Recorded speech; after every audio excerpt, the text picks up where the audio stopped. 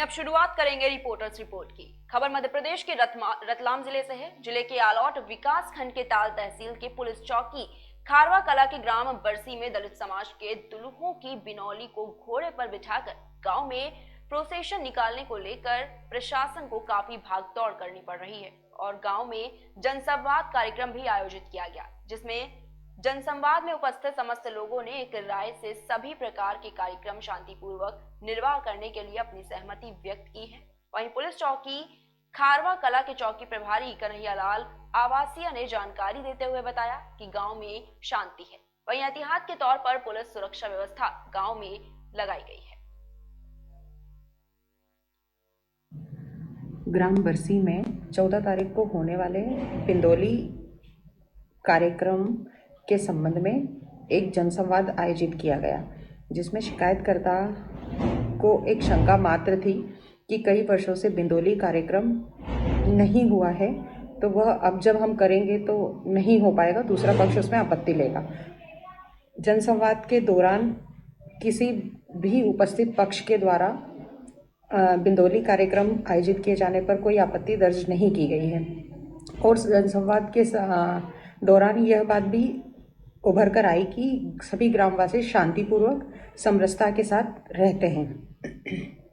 उपस्थित सभी जनों को समझाइश दी गई कि आगामी जो भी कार्यक्रम होंगे किसी भी पक्ष के द्वारा आयोजित किए जाएंगे, शांतिपूर्वक किए जाएंगे और यदि कोई व्यक्ति ग्राम बरसी की शांति व्यवस्था को भंग करता है, कोई बाहरी व्यक्ति या फिर कोई ग्रामवासी ही भंग करता है, तो उस पर सख्त से सख्त वैधानिक कार्रवाई की जाएगी।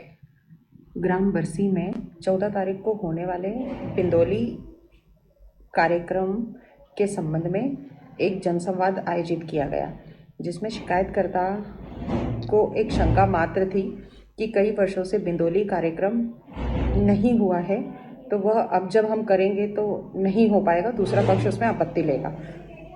जनसंवाद के दौरान किसी भी उपस्थित पक्ष के द्वारा बिंदोली कार्यक्रम आयोजित किए जाने पर कोई आपत्ति दर्ज नहीं की गई है और जनसंवाद के दौरान यह बात भी उभर कर आई कि सभी ग्रामवासी शांतिपूर्वक समरसता के साथ रहते हैं।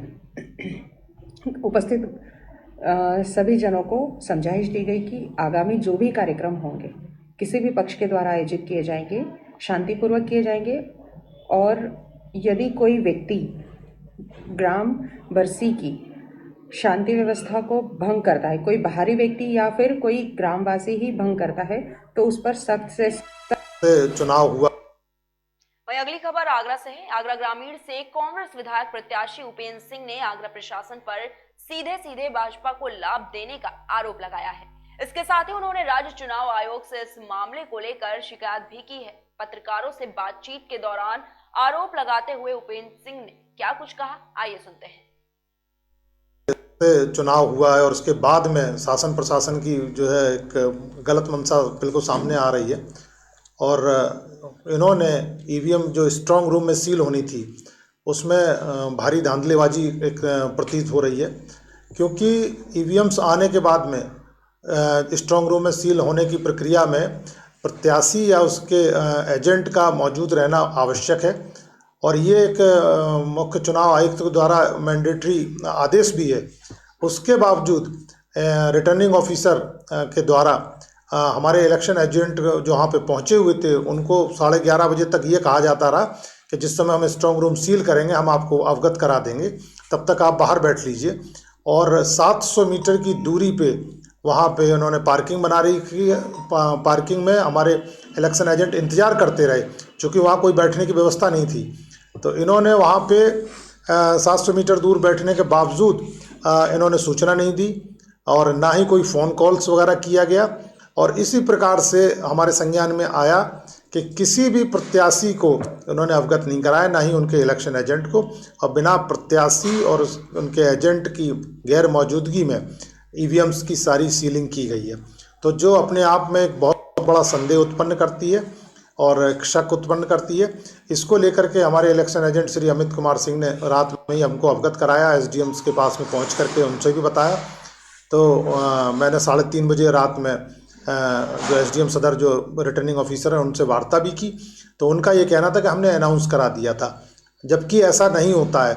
मैं कई चुनाव देख चुका हूँ और कई चुनाव करा चुका हूँ, उसमें नियमतः जो है बुलाने की टेलीफोन के द्वारा, चाहे उनके पेशकार, उनके रीडर या कोई भी संबंधित कर्मचारी फ़ोन करके बुलाते हैं, तो उनको भी नहीं रखा। हमने रात में ही 4:10 पे ऑब्जर्वर जो है मैडम नलिनी जी हैं उनको भी अवगत कराया, तो उन्होंने भी इस पे कहा कि ऐसा हुआ है तो गलत है, हम इसको संज्ञान लेते हैं कि मैंने तो एसडीएम से बोला भी था कि बुला लीजिएगा।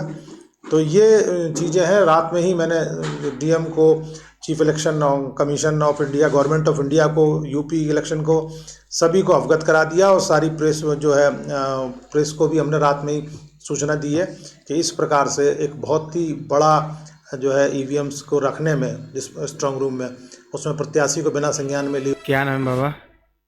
अगली खबर कन्नौज से है, जहां प्राइमरी स्कूलों के अधिकारियों की बड़ी लापरवाही सामने आई है। कन्नौज के पाय थाना उमरदा के प्राइमरी स्कूलों का बुरा हाल है। स्कूल की दीवार की हालत पूरी तरह से जर्जर है। स्कूल के आसपास स्वच्छता का नामो निशान तक नहीं है। आपको बता दें कि गांव में भी जलभराव की स्थिति है। ऐसे में बच्चों की शिक्षा कैसे होती होगी, इससे अधिकारी पूरी तरह से अनजान है। क्या नाम है बाबा? बाबा अच्छा ये बताएं, आपके गांव में विद्यालय जो बना है ये, तो इसकी जो बाउंड्री नहीं है, तो इसके बारे में क्या कहना चाहते हैं आप, जरा बताएं। तो हम तो चाह रहे हैं बाउंड्री हो जाना चाहिए। अच्छा। हाँ, ये जो विद्यालय के सामने जमीन दिख रही है, क्या विद्यालय की है ये? हाँ, विद्यालय की है। अच्छा, तो निर्माण नहीं हुआ, गंदगी भी फैली पड़ी है। 84 डिसमिल जगह है विद्यालय की। अच्छा। और अन्य कोई जानकारी आप देना चाहें, दे सकते हैं? बोलो, उनका नंबर है, क्या जानकारी चाहिए अब? आपके गांव में काफ़ी जगह जल भराव को लेकर के समस्या देखने को मिली है, उसके बारे में क्या कहना चाहते हैं आप? ना, हम तो चाह रहे हैं कि समस्या हल हुई चाहिए। आपने समस्या को लेकर कभी प्रधान से शिकायत की? प्रधान सुनते ही नहीं हमारी बात को, किसी जनता की बात नहीं सुन रहे। प्रधान को नहीं दिखाई पड़ रहा, प्रधान तो यहाँ आता है, डेली आता, वो नहीं समझ सकता, देख नहीं सकता। अब खबर सीतापुर से है, जहां मिश्रिक पर अज्ञात वाहन की टक्कर से एक 26 वर्षीय शख्स की दर्दनाक मौत हो गई। दरअसल मृतक अलीपुर बंदिया का रहने वाला है, जो किसी काम से अस्पताल जा रहा था कि तभी आस्था गेस्ट हाउस के सामने एक अज्ञात वाहन ने उसे जोरदार टक्कर मार दी और वो वहीं गिर गया। मौजूदा लोगों ने एम्बुलेंस बुलाकर घायल शख्स को जिला अस्पताल पहुंचाया, जहां डॉक्टरों ने उसे मृत घोषित कर दिया।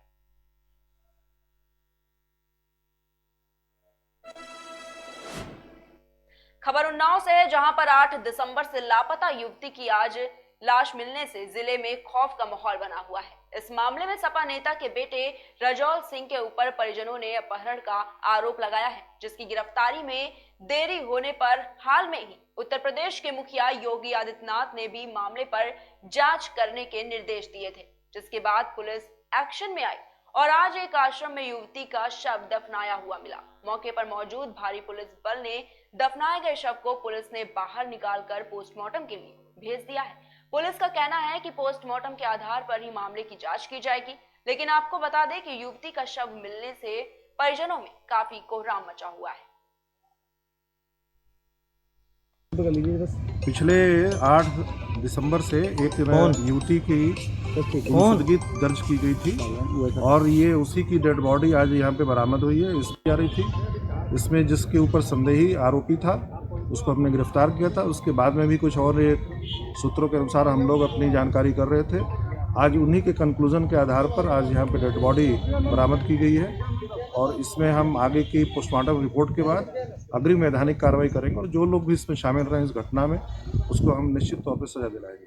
सर, परिजनों ने दरोगा पर आरोप लगाया है कि सही से कार्रवाई नहीं की है। अगर समय रहते कर देते तो शायद ये घटना न होती। इसके बारे में हम जांच कर लेंगे। अगर किसी प्रकार का किसी भी दरोगा का या किसी अन्य पुलिस कर्मचारी का कोई दोष है तो उसके खिलाफ कार्रवाई की जाएगी। परिजनों का आरोप है कि बगल में जो है आश्रम है, वहाँ पे कुछ कमरे हैं जिसपे उन्होंने शक जताया था, उसको नहीं खुलवाया गया। ये पूरी तरीके से अभी विवेचना के अंतर्गत ये कार्रवाई चल रही है। अभी हम इस पर कोई कमेंट नहीं कर सकते हैं, लेकिन सभी तथ्य हमारी जानकारी में और इसके ऊपर हम कार्रवाई कर रहे हैं। परिजन पहले दिन से ही हत्या की आशंका जता रहे थे, एक लंबा समय बीत गया है, उसके बाद ये सामने चीजें आई हैं। कहीं न कहीं पुलिस की भूमिका भी संदिग्ध है। लीगल प्रोसेस करने में और कोई जांच पड़ताल के कई एंगल होते हैं, सभी को पूरा करने में टाइम लगता है। यहाँ से लेकर के आगरा तक और आगे कई जगह तक पुलिस की टीम, लखनऊ तक, अयोध्या तक कई जगह टीमें हमारी गई थी और कई जगह हम लोगों ने इसकी कई टीम बना करके पूरी विवेचना किया है। आगे भी कई टीमें हमारी लगी हुई हैं और आगे विवेचना हो रही है। अभी भी कुछ कहना प्रीमेच्योर होगा। सर, ये जो पीड़ित, जो मृतक की महिला मां है, ये जब लखनऊ में एक राजनीति के जो नेता हैं उनकी गाड़ी के सामने गई थी, पुलिस उसके बाद से कहीं ना कहीं सक्रिय होती दिख रही है। ऐसे में अगर पुलिस पहले सक्रिय होती तो शायद ये डेड बॉडी या पुलिस पहले घटना का खुलासा कर चुकी होती है। ऐसा कहना सही नहीं है, क्योंकि इसकी एफआईआर पहले से दर्ज थी और इसमें तभी से डे 1 से इसमें 4 टीमें काम कर रही थी। बहुत सी चीज़ें हैं जो कि मैं आपके सामने नहीं पब्लिकली बोल सकता हूँ। इसमें बहुत हम लोग लगे हुए थे, लगातार इसकी डेली मॉनिटरिंग होती थी, डेली इसके ऊपर बैठकें होती थी और यहाँ से लेकर के बड़े अधिकारी तक सभी लोग इसकी मॉनिटरिंग गहन रूप से कर रहे थे और उसी का परिणाम है कि हम लोगों ने इसको बिना किसी ठोस सबूत के भी तहकीकात करके और आज इसको ढूंढ निकाला है। लेकिन पुलिस ने उसी दिन गिरफ्तारी की थी रजोल की, जबकि रजोल खुलेआम घूम रहा था उन्नाव में। अब उसमें विवेचनात्मक बिंदुएं हैं, उसके ऊपर इस समय चर्चा करना उचित नहीं है। उसके बारे में हम ज़्यादा आपको। सर, घटना में कितने लोग शामिल थे? अभी तक 2 लोग प्रकाश में आए हैं और आगे जो भी तहकीकात में आएंगे उसके खिलाफ हम कार्रवाई करेंगे। घटना का मोटिव क्या रहा है? घटना का मोटिव संबंध और प्रेम के दिया गया है, इस पे आपको क्या? वहीं देवरिया जिले के रुद्रपुर विधानसभा से सपा ने प्रदीप यादव को अपना प्रत्याशी घोषित किया था। प्रदीप यादव को प्रत्याशी घोषित किए हुए 50 घंटे भी नहीं हुए थे कि सपा ने प्रदीप यादव से टिकट वापस ले लिया और राम भुआल निषाद को अपना प्रत्याशी घोषित कर दिया, जिसके बाद प्रदीप यादव ने शुक्रवार को ही निर्दल अपना नामांकन दाखिल किया। नामांकन दाखिल करने के बाद प्रदीप यादव रुद्रपुर के सतासी इंटर कॉलेज के ग्राउंड में पहुंचे, जहां प्रदीप यादव के चाहने वालों ने राम भुआल निषाद मुर्दाबाद के नारे लगाए। आपको बता दें कि मीडिया से मुखातिब होते हुए प्रदीप यादव ने अपनी दास्तां सुनाते हुए काफी भावुक भी हो गए और इस दौरान प्रदीप यादव ने क्या कुछ कहा, आइए सुनते हैं।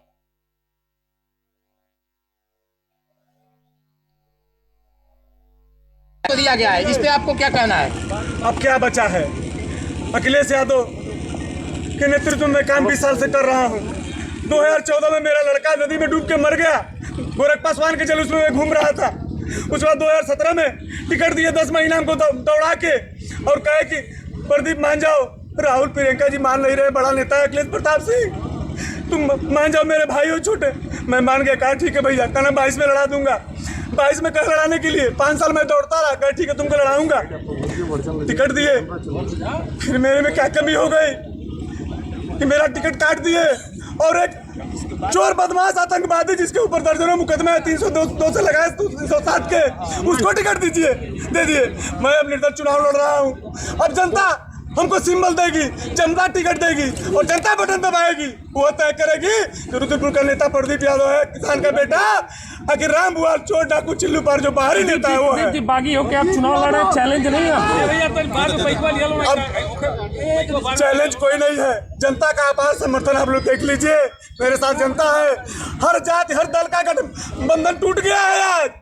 आज मेरे साथ जनता है, हर लोग एकदम लग गए हैं हर बूथ पे, हर गांव में। 20 साल से आपका राजनीतिक कैरियर रहा समाजवादी पार्टी का, हमारे टिकट नहीं मिला तो मन में कितना दुख है? अब ये दुख मैं क्या बताऊं, अब जनता बताएगी आपको। अब राष्ट्रीय अध्यक्ष जी ने, मैं भगवान के बाद अगर किसी को मानता था तो राष्ट्रीय अध्यक्ष अखिलेश यादव को मानता था।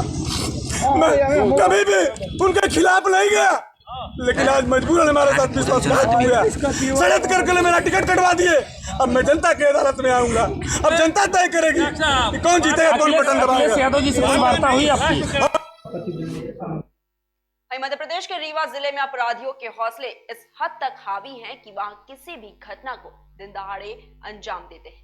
कुछ ऐसा ही रीवा के केंद्रीय जिले में किया गया है। जी हाँ, आज एक व्यक्ति द्वारा बाहर से जेल के अंदर कुछ सामान फेंका जा रहा था, जिसका वीडियो वहां मौजूद एक शख्स ने बना लिया और सोशल मीडिया पर वायरल भी कर दिया। हालांकि इस पर जेलर का कहना है कि बाउंड्री के चारों तरफ सुरक्षा गार्ड लगाए जाते हैं, लेकिन यह मामला दिन का है, जिस कारण वहां पर सुरक्षा गार्ड नहीं थे और यही वजह थी कि आरोपी युवक ने बाहर से अंदर की ओर सामान फेंक दिया। सामग्री फेंकी जा रही है। जी हाँ, अभी मेरे संज्ञान में आया है कि जेल के बाहर की बाउंड्री से कोई जेल के अंदर में सामान फेंकते हुए का वीडियो वायरल हुआ। हम लोगों के द्वारा ये उसके बाउंड्री के चारों तरफ सुरक्षा गार्ड लगाई जाती है, क्योंकि ये दिन का मामला है और दिन के मामले में आम जनता का वो रोड खुला रहता है, इस कारण उसमें होती है ये काफ़ी गंभीर समस्या है हमारे जेल के लिए। हम लगातार इस पर प्रयास करते रहते हैं कि इसमें कोई भी आपत्तिजनक चीज़ें जेल के अंदर ना आ पाए। फिर भी इस पे जो है समुचित वैधानिक कार्रवाई के लिए जैसे ही वीडियो हमारे पास आ जाएगा, हम इसको थाना प्रभारी के माध्यम से वैधानिक कार्रवाई कराने के लिए भेजते हैं। सर, पूर्व में भी अधिकारियों की भ्रमण पर जी हाँ, पहले भी 2 सिपाही हमारे जेल के इस सामान फेंकने के आरोप में निलंबित किए गए हैं, जिसका माननीय न्यायालय में प्रकरण चल रहा है। विधानसभा चुनाव के मद्देनजर जिला निर्वाचन अधिकारी और पुलिस अधीक्षक विधानसभा क्षेत्र बरखेड़ा के जोराहा कल्याणपुर बूथ का निरीक्षण करने पहुंचे, जहां निर्वाचन आयोग द्वारा निर्धारित बूथ पर बुनियादी सुविधाओं, फर्नीचर, शौचालय, पेयजल आदि का निरीक्षण किया गया। इस दौरान स्थानीय लोगों से बातचीत कर चुनाव संबंधी समस्याओं और सुरक्षा व्यवस्था के संबंध में जानकारी ली गई और इसके साथ ही संबंधित बूथों के बीएलओ को भी निर्देश दिए गए।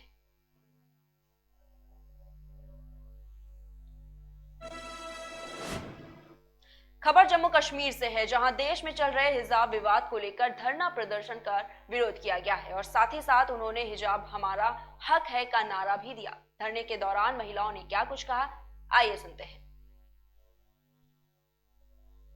आज हमने ये एक पीसफुल प्रोटेस्ट रखा था, हमारे साथ कुछ बहनें मौजूद हैं और हम इसलिए आज यहाँ पे इकट्ठा हुई हैं कि आज हम इंडिया कर्नाटका की औरतों को यही मैसेज करना चाहते हैं, मुस्कान को यही मैसेज करना चाहते हैं कि हम आपके साथ हैं और हम इस्लाम के साथ हैं। हमारा हक ये कोई नहीं छीन सकता, क्योंकि हिजाब हमारा हक है और हम ये आईनी हकूक है हमारा और ये आईनी हक है, हम इसको कभी नहीं और हम ऐसे नहीं छोड़ेंगे। क्योंकि आपको भी पता है कि यहाँ पे गांधी जी ने कहा था कि सभी लोग इक्वल है और हम कुछ भी पहने कुछ भी करें, इनको क्या मसला है हमारे से। पहले देखो इन्होंने पहली बात की इन्होंने 3 तलाक के बारे में और कुछ नहीं सुन और जम्मू कश्मीर से कोई आवाज नहीं निकली। फिर उन्होंने बात की कि इंडिया में क्या आजाने बंद करवा दो, कोई बात नहीं। आज आपकी बहन बेटियों की इज्जत का सवाल है, आज तो बोले कुछ, आज तो बाहर निकले। आज आपकी बहन बेटियों से दुपट्टे सर से उतारे जा रहे हैं, आज उनको हिजाब से ये आपकी उनकी इज्जत का सवाल है। आपको ये मानना चाहिए कि अगर ये हमारा हक है तो हमें मिलना चाहिए और हम अल्लाह की जात की कसम खा के कहते हैं कि अगर ये आज इन लोगों ने ऐसा नहीं किया, इन्होंने हमारा हक हमें वापस नहीं दिया, उनके हक में उनके हकूक में फैसला नहीं हुआ, तो हम धरना प्रदर्शन करेंगे, तो हम धरने प्रदर्शन पे बैठेंगे, हम पीछे नहीं हटेंगे, क्योंकि ये हमारी इज्जत का सवाल है और हमारा हिजाब हमारा फख्र है, हमारी शान है, हमारा ये गुरूर है और ये हक में इस्लाम ने दिया है और ये हक हमसे कोई छीन नहीं सकता।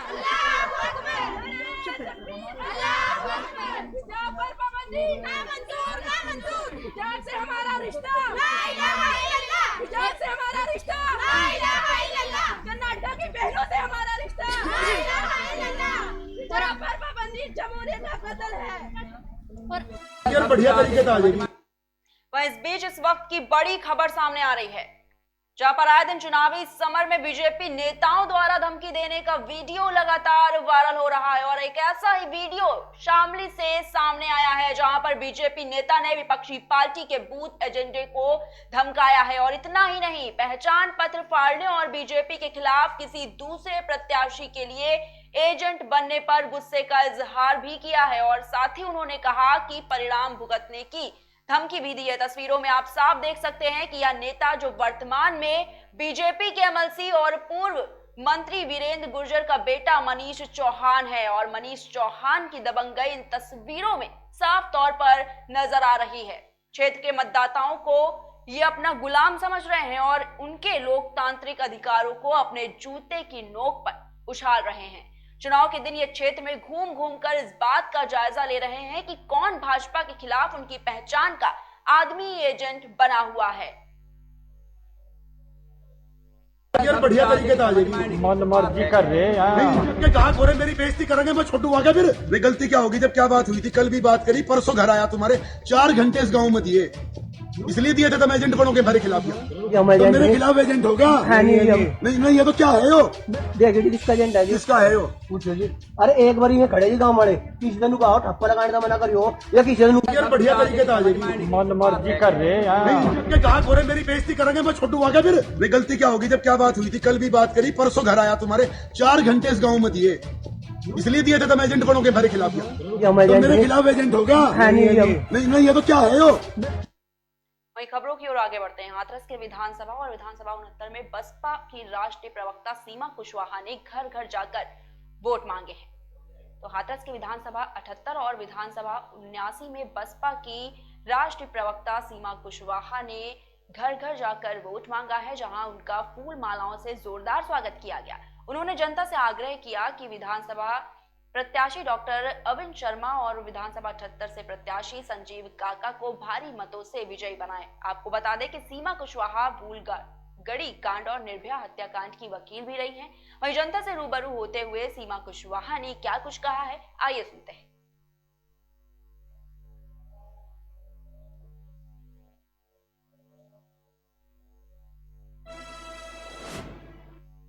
फिलहाल रुकते हैं एक छोटे से ब्रेक के लिए, फिर हाजिर होंगे।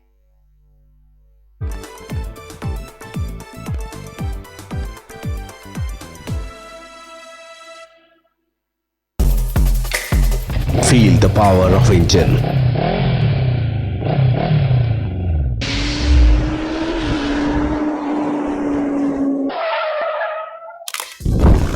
Macco lubricant ready to dry. Feel the power of engine.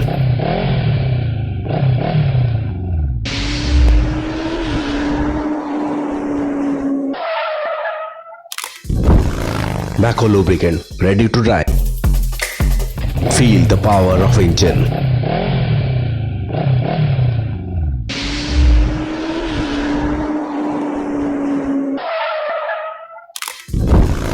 Macco lubricant ready to dry. Feel the power of engine.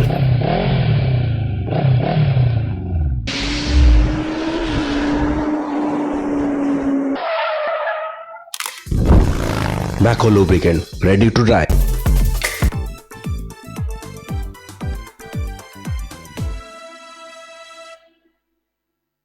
Break के बाद एक बार फिर से आपका बहुत बहुत स्वागत है।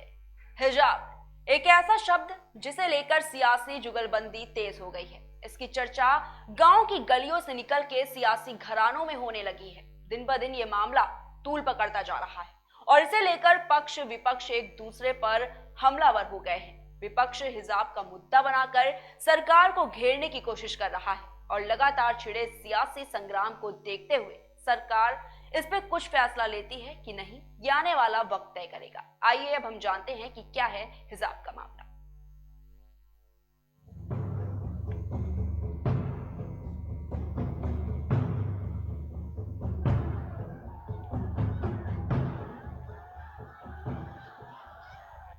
हम आपको बता दें कि हिजाब एक प्रकार का स्कार्फ या कपड़ा होता है जिससे मुस्लिम महिलाएं अपने बाल ढकती हैं। ऐसा मानना है कि इसका प्रयोग इसलिए किया जाता है कि उनकी विनम्रता और गोपनीयता बनी रहे। ऐसा करना केवल इस्लाम धर्म तक ही नहीं सीमित है, इसके अलावा यहूदी और ईसाई धर्म में भी इसको अपनाया जाता है। इसके अलावा अब हम डालते हैं हिजाब की ऐतिहासिकता पर नजर। आपको बता दें कि साक्ष्यों के हिसाब से पता चलता है कि हिजाब की शुरुआत इस्लाम के अंतिम पैगंबर द्वारा नहीं की गई थी। ये उस दौर की सामाजिक स्थिति से पहले से ही जुड़ा था। कुरान के मुताबिक पता चला है कि इसका इस्तेमाल मोहम्मद की पत्नी होने के साथ एक दूसरे के लिए किया गया था। बात 1960 और 1970 के दशक के बीच की है। उस समय मुस्लिम देशों में पश्चिमीकरण का खूब बोलबाला हो गया, जिसमें यह फैसला लिया गया कि अगर महिलाएं अपना घर छोड़ती हैं तो हिजाब पहनना जरूरी होगा।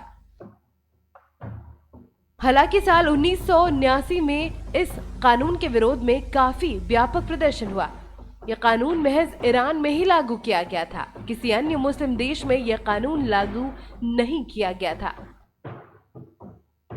इसके अलावा हम आपको बता दें कि हिजाब का उदय फिर से 20वीं शताब्दी के उत्तरार्ध में मिस्र में इस्लामी विश्वास के साथ शुरू किया गया। इसके बाद से ये लगातार विश्व के अधिकांश देशों में प्रचलन में आ गया। अब हम आपको बताते हैं कि इन दिनों फिर से क्यों गरमाया है हिजाब का मुद्दा। बीते कुछ दिन पहले की बात है कि कर्नाटका राज्य में स्कूलों में यह फैसला लिया गया कि मुस्लिम छात्राएं कॉलेज कैंपस में हिजाब के बजाय ड्रेस कोड में आए। कॉलेज प्रबंधक के इस फैसले पर कुछ लोगों ने आपत्ति जताई तो कुछ लोग इसके पक्ष में रहे, लेकिन धीरे धीरे ये मामला तब तूल पकड़ने लगा जब हिजाब के विरोध में स्कूली छात्रों ने भगवा रंग का गमछा लेकर मुस्लिम छात्राओं के सामने प्रदर्शन करने लगे। देखते देखते लोगों की भारी भीड़ वहां एकत्रित हो गई और लोग हिंसात्मक नारे लगाते हुए, इसके बाद जैसे ही इसका वीडियो सोशल मीडिया पर आया तो इस पर देश विदेश से प्रतिक्रिया आने लगी। जहां पर देश के दिग्गज नेता इस पर ट्वीट कर अपनी बात कर रहे हैं तो वहीं विदेशों में भी बहुतायत मात्रा में ट्वीट करके लोग अपनी बात को सामने रख रहे हैं। आपको बता दें कि मामला इतना बढ़ गया है कि यह हाई कोर्ट तक पहुंच गया, जिसे हाई कोर्ट ने आगे फॉरवर्ड कर दिया। अब इस पे क्या फैसला आएगा ये समय बताएगा। आइए अब हम आपको बताते हैं कि हिजाब पर क्या बोले हैं सियासी शूरमा। हिजाब के उठते तूफान के बीच प्रियंका गांधी ट्वीट करते कहती हैं कि चाहे वो बिकनी हो, घूंघट हो, जीन्स हो या हिजाब, महिलाएं ये खुद निर्भर करेंगी कि उन्हें क्या पहनना है। इसका अधिकार उन्हें भारतीय संविधान के तहत मिला, इसलिए महिलाओं को प्रताड़ित करना बंद करो। इसके अलावा ओवैसी ने अपने ट्वीट में लिखा कि मैं प्रार्थना करता हूं कि हिजाब पहनने के अधिकार के लिए लड़ रही हमारी बहनें इस लड़ाई में सफल हों। इसके अलावा उन्होंने कहा कि कर्नाटक राज्य में धारा 15, 19 और 21 का उल्लंघन किया जा रहा है। उन्होंने आगे कहा कि मैं कर्नाटक सरकार के इस फैसले की निंदा करता हूं। हिजाब मामले पर पूर्व मुख्यमंत्री लालू प्रसाद यादव ने कहा कि देश गृह युद्ध की तरफ बढ़ रहा है, इसके लिए कोई और नहीं बल्कि भाजपा जिम्मेदार है। लालू यादव यही नहीं रुके, साथ ही साथ उन्होंने कहा कि आजादी के 70 साल के बाद एक बार फिर नया अंग्रेज भाजपा के रूप में सामने आया है। तमाम उथल पुथल के बाद आने वाला उत्तर प्रदेश के विधानसभा चुनाव के लिए सभी राजनीतिक दलों ने घोषणा पत्र जारी कर दिया है। सभी दलों के घोषणा पत्रों में जनता को लुभाने के लिए मुफ्त में सुविधाएं देने की बात कही जा रही है। किसानों की परेशानियों के निवारण को लेकर भी सभी दलों ने पूरी तरह से ध्यान दिया है। राजनीतिक दलों के घोषणा पत्रों के बारे में विस्तार से जानते हैं हमारे इस खास रिपोर्ट में।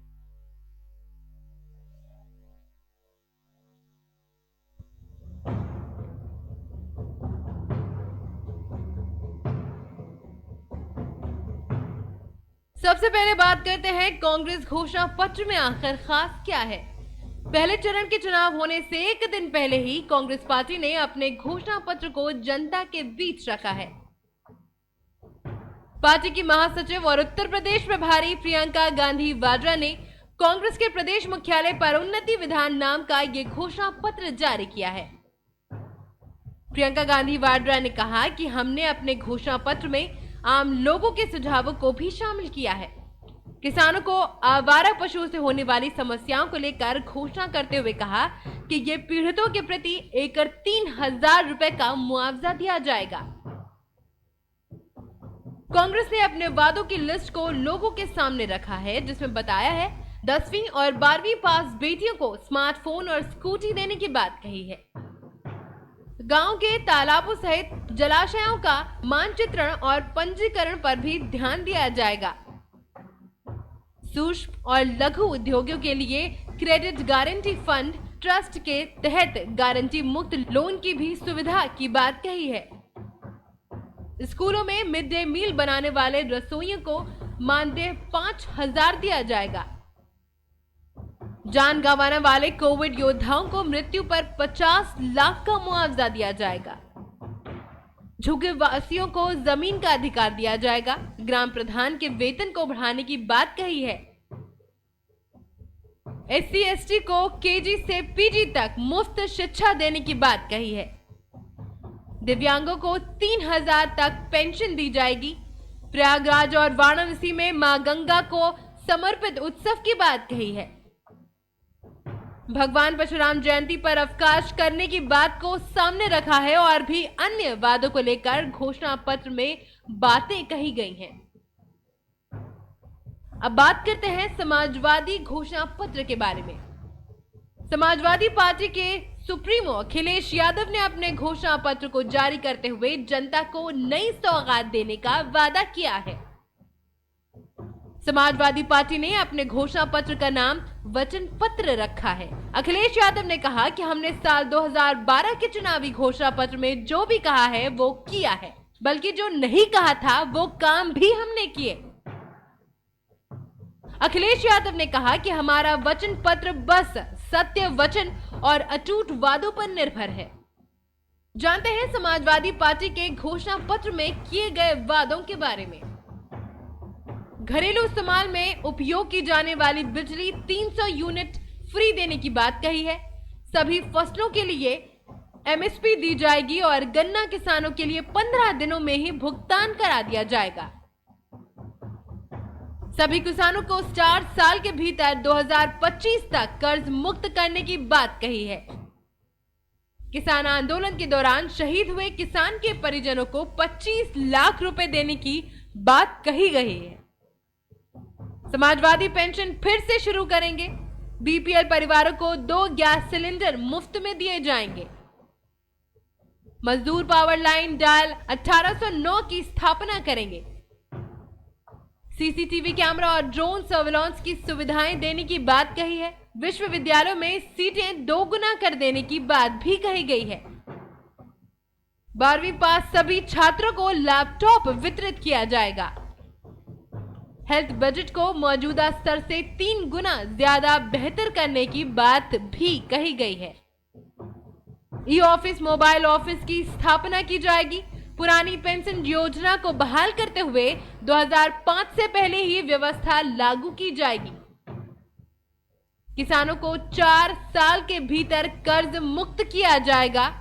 ऋण मुक्ति कानून भी बनवाया जाएगा। अर्बन एम्प्लॉयमेंट गारंटी एक्ट बनेगा। महिलाओं को सरकारी नौकरी में 33% आरक्षण भी दिया जाएगा।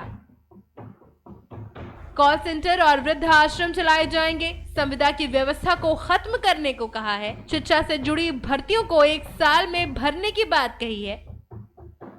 सीएम जन सुरक्षा सेल का गठन भी होगा और भी अन्य वादों को अपने इस घोषणा पत्र में समाजवादी पार्टी ने जगह दी है।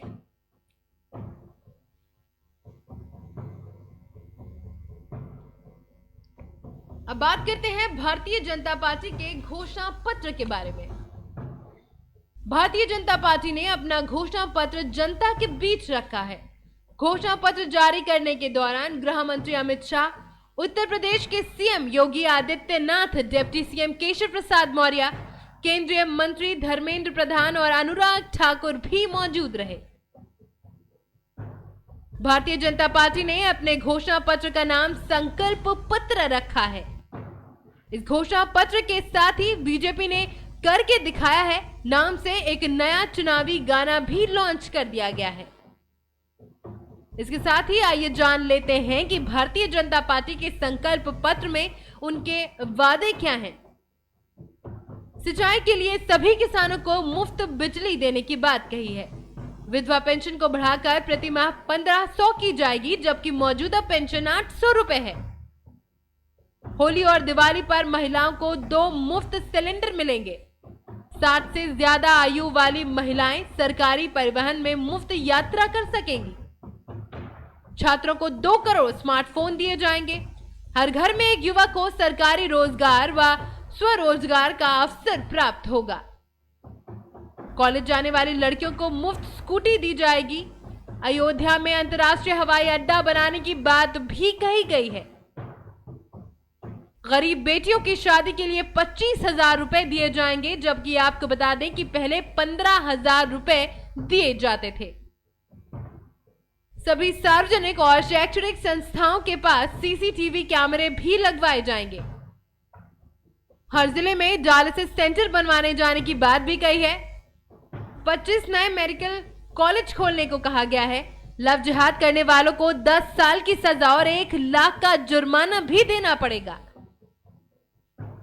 दिव्यांगों की पेंशन को बढ़ाकर प्रति माह 1500 रुपए करने की बात कही है। सभी निर्माण मजदूरों को मुफ्त बीमा होगा और भी ऐसे कई वादे हैं जिन्हें भारतीय जनता पार्टी ने अपने संकल्प पत्र में जगह दी है। सभी राजनीतिक दलों ने घोषणा पत्र में जो भी वादे किए हैं उनको लेकर सियासी नोकझोंक शुरू हो गई है। वहीं भाजपा के केंद्रीय मंत्री अनुराग ठाकुर ने कांग्रेस पर आरोप लगाते हुए कहा कि पोस्टर गर्ल तक को पार्टी छोड़कर जा रही है। इनके वादे सिर्फ कागजों तक ही सीमित हैं। किसानों को साधने के लिए सभी पार्टियों के घोषणा पत्रों में कर्ज माफी को लेकर वादा किया गया है, लेकिन ये वादे कितने निभाए जाएंगे ये तो आने वाला वक्त ही बताएगा।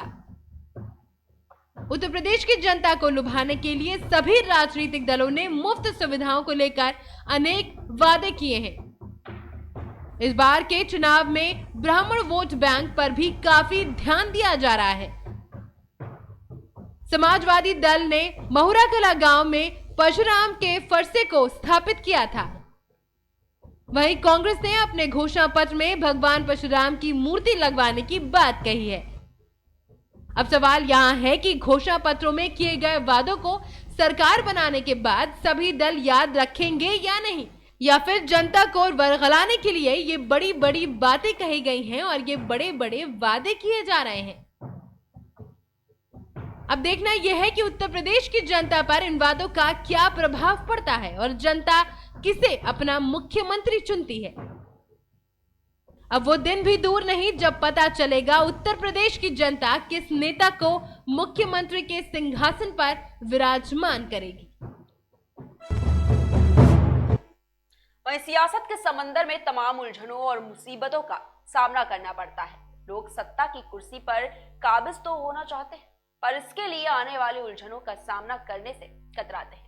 आपको बता दें कि राजनीति की राह थोड़ी कठिन है पर काफी दिलचस्प है।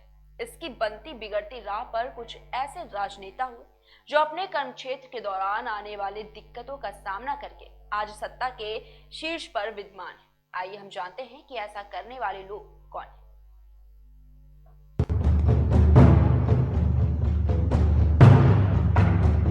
हम आपको बताते हैं कुछ ऐसे राजनेताओं के बारे में जिनका शुरुआती जीवन गांव की गलियों में गुजरा, जिनके लिए राजनीति महज एक सपने की तरह थी जिसे वो सोच सकते थे मगर इसमें जाने से पहले उन्हें भय होता था, जिनके लिए राजनीति की राहें कांटे भरी रही। महज समाज सेवा का जज्बा सजाए हुए ऐसे लोग अपने ख्वाब को मरने नहीं देते और जमीनी स्तर पर समाज सेवा का संकल्प लेकर अपने काम में लग गए। दिन गुजरता गया, समय बदलता गया, इनके जहन में सामाजिकता का संचार होने लगा और धीरे धीरे इनकी समाज सेवा राजनीति का रूप धारण करने लग गई और ये लोकतंत्र की तारीख में राजनेता कहलाने लगे। आइए हम आपका तारुफ कराते हैं ऐसे नेताओं से। इस कड़ी में सबसे पहले बात करेंगे मुलायम सिंह यादव की। मुलायम सिंह यादव महज एक नाम नहीं बल्कि परिवर्तन का दूसरा नाम है। राजनीति का सफर संयमित रूप से करने वाले मुलायम सिंह का जन्म 1939 में इटावा जिले के सैफई गांव में हुआ था। ये जीवन के शुरुआती दिनों से ही क्रांतिकारी विचारधारा के धनी थे और महज 15 साल की उम्र में डॉक्टर राम मनोहर लोहिया की अगुवाई में सिंचाई के दाम कम कराने के लिए नहर रेट आंदोलन में भाग लिया और इस आंदोलन के सामने सरकार को झुकना पड़ा, जो जाके सफलता मोड़ पर खत्म हुई। लेकिन इस आंदोलन में मुलायम सिंह यादव की सक्रियता को देखते हुए इन्हें जेल में डाल दिया गया। पारिवारिक पृष्ठभूमि का लगाव कुश्ती से था पर मुलायम सिंह का मन उसमें बिल्कुल नहीं लगा। आर्थिक परिस्थितियां भी राजनीति के अनुकूल नहीं थी, जिसे देखते हुए मुलायम सिंह ने पढ़ाई की और ध्यान दिया और इटावा के कर्म क्षेत्र डिग्री कॉलेज से BA, BT और MA की पढ़ाई पूरी कर ली। इसके बाद ये इंग्लिश में शिक्षक बन गए और इनके जहन में राजनीति का खुमार सवार था। ये घर चलाने के लिए दिन भर पढ़ाते थे और इसके बाद समाज के जरूरतों के लिए हुकूमतों से सवाल खड़ा करते थे। साथ ही साथ ये कुश्ती में भी अपना हाथ आजमाते थे, जिसका नतीजा ये हुआ कि राजनेता नथुराम सिंह इनके मुरीद हो गए और साल 1967 में अपनी सीट जसवंत नगर विधानसभा से मुलायम सिंह यादव को चुनाव लड़ाया। ये महज 28 साल की उम्र में विधायक चुने गए और इनके जीवन का एक सपना हकीकत में बदल गया। इसके बाद ये लगातार क्षेत्र में सक्रिय रहने लगे और जब साल 1975 में आपातकाल लगा तो इन्हें 1.5 साल तक जेल में डाल दिया गया। जब ये जेल से छूट कर आए तो 1977 में जनता पार्टी की सरकार में राज्य पशुपालन मंत्री बने। इसके अलावा केंद्रीय रक्षा मंत्री बने। साल 1992 में इन्होंने समाजवादी पार्टी का गठन किया। ये उत्तर प्रदेश के 3 बार मुख्यमंत्री भी चुने गए। इन्हें लोग प्यार से नेताजी भी कहते हैं और यही वो सफर था कि इस सफर से वो फर्श से अर्श तक पहुंच गए।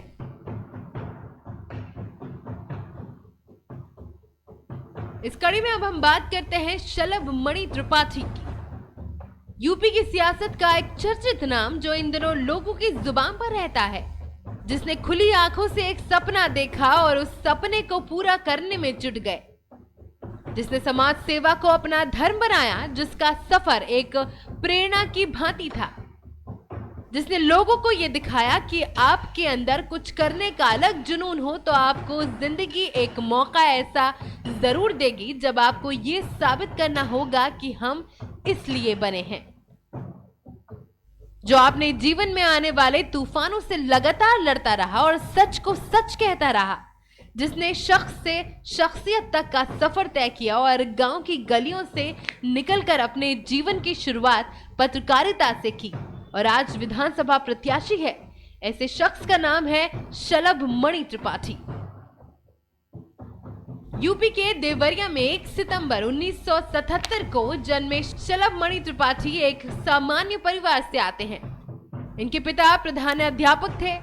ये अपनी पढ़ाई पूरी करने के बाद 1998 में बतौर जूनियर रिपोर्टर काम करना शुरू किया और अपनी लगन, मेहनत और ईमानदारी की बदौलत साल 2001 में अमर उजाला में सीनियर रिपोर्टर बन गए और इसके बाद से लगातार ये अपने पथ पर अग्रसर होते गए और 2004 में पुनः दैनिक जागरण के क्राइम रिपोर्टर के पद को हासिल किया।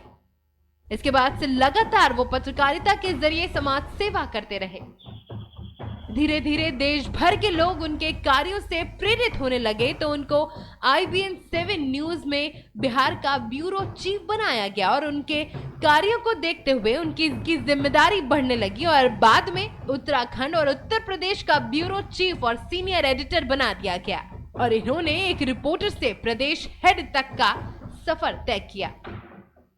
ये दिसंबर 2016 की बात है जब शलभ मणि त्रिपाठी ने पत्रकारिता से संन्यास ले लिया और राजनीति में आ गए और भारतीय जनता पार्टी का दामन थाम लिया। इसकी सदस्यता ग्रहण और अपने वाक शैली से पूरे देश में पहचाने जाने वाले शलभ को पार्टी ने 2017 में प्रदेश प्रवक्ता बना दिया। टीवी से वर्षों पुराने रिश्ते का अब कर्म क्षेत्र बदल गया और अब वो उस श्रेणी में आ गए जहां पर सवाल पूछने के बजाय जवाब देना जरूरी होता है। प्रदेश प्रवक्ता बनते ही उनकी जिम्मेदारियां बढ़ गईं। कल तक जो एक व्यक्ति विभिन्न पार्टियों के प्रवक्ताओं से सवाल पूछता था, अब वो खुद एक पार्टी का प्रवक्ता है। राजनीति में भी उनके कदम नहीं रुके और उनके लगातार संघर्ष को देखते हुए साल 2019 में उन्हें मुख्यमंत्री योगी आदित्यनाथ का मीडिया सलाहकार बना दिया गया। इस पद पर भी उन्होंने काफी तन्मयता से और जिम्मेदारी के साथ काम किया, जिसका नतीजा यह हुआ कि उन्हें बीजेपी की तरफ से जारी हुई नई सूची में देवरिया से विधानसभा प्रत्याशी बनाया गया। इसके अलावा ये अच्छे लेखक भी हैं। तमाम उतार चढ़ाव के बाद शलभ मणि त्रिपाठी ने लोगों को दिखाया कि कैसे शून्य से शिखर तक पहुंचा जाता है। पार्टी की सरकार है। फिलहाल इतना ही। देश और दुनिया की तमाम बड़ी खबरों को देखने के लिए देखते रहिए KKD न्यूज।